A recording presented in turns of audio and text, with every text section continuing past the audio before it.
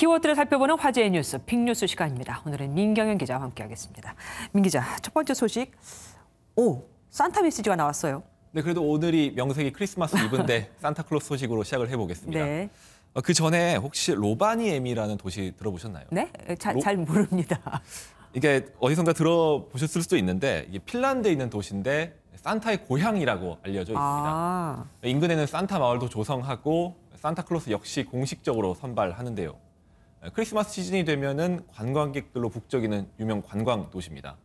하지만 올해는 코로나19 여파로 다소 한산하다고 하네요. 그렇겠네요. 그러면은 이 산타 마을에 거주하는 산타가 메시지를 내놓은 겁니까? 네, 그렇습니다. 매년 이제 메시지를 이렇게 성탄절이 되면 내놓는데 올해는 아무래도 코로나19가 2년째 이어지는 엄중한 상황인 만큼 좀 특별한 메시지를 내놨다고 합니다. 들어보시죠.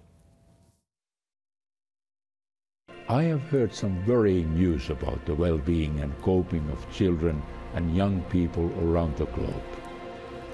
Now it is time to turn these worries into plenty of goodwill. Let's give time to children and young people and do something together. Let's make this Christmas happy and unforgettable for everybody. Christmas is about heart full of hope. 내년에는 저런 그냥 메시지 말고 진짜 산타 할아버지가 나와서 다니는 모습으로 좀 얘기가 나왔으면 좋겠습니다. 다음 볼게요. 아기 살린 강아지, 개가 사람을 살렸다고요? 네, 이번에도 좀 훈훈한 소식입니다. 인도에서 벌어진 일인데요. 인도의 한 마을 인근 들판에서 탯줄도 잘리지 않은 여자아이가 발견됐습니다.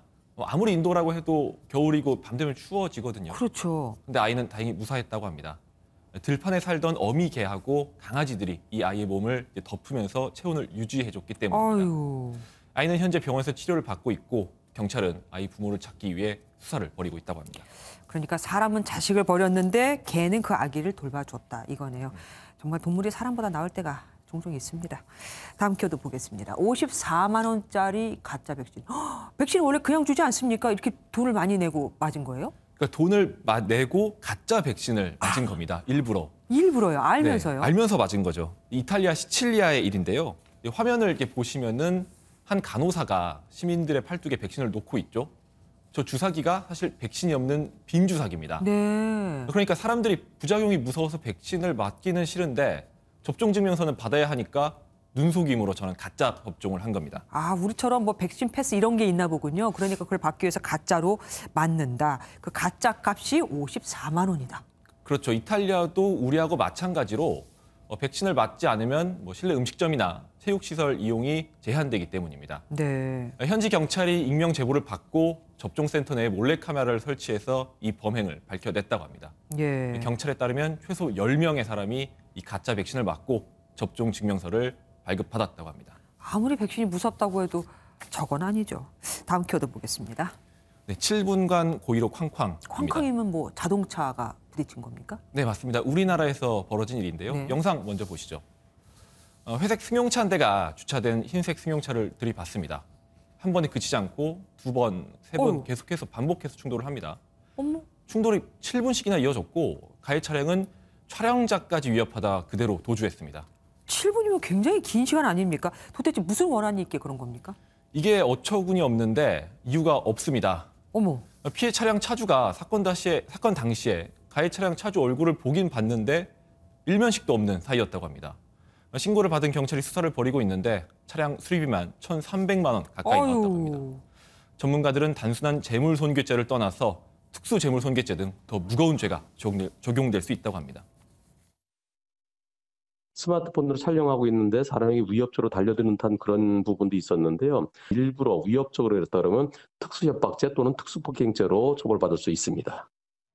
다행히 뭐 피해자가 다치진 않았나 봅니다. 네, 다치진 않았는데 좀 엉뚱한 피해가 발생했습니다. 유튜브 등 온라인에서 가해 차량 차주의 여자친구하고 피해 차량 차주가 불륜을 저질러서 이런 일이 벌어졌다는 가짜 뉴스가 퍼진 겁니다. 피해 차주는 차가 부서진 것도 모자라서 졸지에 악플 세례까지 받아야 했습니다. 어쨌든 차량 번호가 찍혔을 테니까 빨리 잡을 수 있겠죠. 이런 게 제일 무서워요. 이유 없이 저러는 거. 마지막 키워드 보겠습니다. 연과 함께 12m. 우리가 날리는 그 연 말합니까? 네, 저희가 설날에 많이 날리고 했던 그 연 맞습니다. 우리나라는 아니고 스리랑카에서 벌어진 일인데요. 영상을 보시면은 사람들이 이제 큰 연을 날리고 있죠. 잘 되는가 싶더니 한 남성이 어휴. 밧줄을 잡은 채 상공으로 막 치솟습니다. 어휴. 12m까지 올라갔는데 남성은 결국 모래사장으로 추락했죠. 아니 초반에 예예 말씀해 주세요. 천만다행으로 뭐 크게 다치지 않았다고 합니다. 12m에서 크게 안 다친 게 정말 기적이고요. 근데 제가 봤을 때는 초반에 이렇게 막 날아갈 때 손을 놨으면 되는 거 아닙니까? 왜 끝까지 잡고 있었대요? 이게 여러 사람이 연을 날리다가 갑자기 돌풍이 불어온 상황인데요. 다른 사람들은 돌풍이 불어오니까 손을 놨는데 이 남성은 다른 사람들의 상황을 모르고 계속 잡고 있던 겁니다. 맨 앞에 있었나 보다. 그렇죠. 이미 이제 상황을 알아차렸을 때는 너무 높이 올라가 있던 상황이었죠. 네. 매달려서 버티다가 손이 너무 아파서 결국 밧줄을 놓고 추락했다고 합니다. 정말 추락했지만 괜찮다니까 불행 중 다행입니다. 지금까지 민경현 기자와 함께했습니다. 고맙습니다.